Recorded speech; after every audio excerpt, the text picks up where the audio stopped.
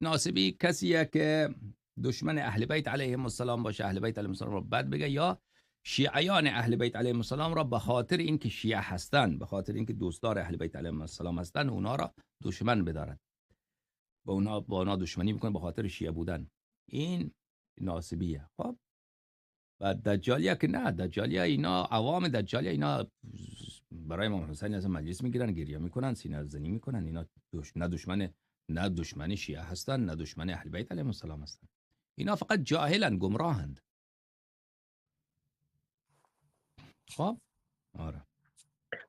من منظورم این سران بود، یعنی اون علماشون، مراجعشون، بزرگان، نه عوام. اونا علماشون بزرگان غاصب حق دجالیه. اهل بیتن، یعنی غاصب حق اهل بیت علیهم السلام، غاصب حق چون اهل یک بیت علیهم روایت السلام. از امام باقر علیه السلام هست. گمراهن، مردم را گمراه میکنن، ظالمن، آدم کشند. و اینا، این دشمنی اینها با اهل بیت این چنین نیست که در دلش مثلا از اهل بیت علیهم السلام بدش بیاید. مثلا شما اگر ابوالقاسم خزعلی را بگیرید یا آقای جوادی عاملی را بگیرید، این مثلا از نسبت به امام جعفر صادق علیه السلام نفرت داره.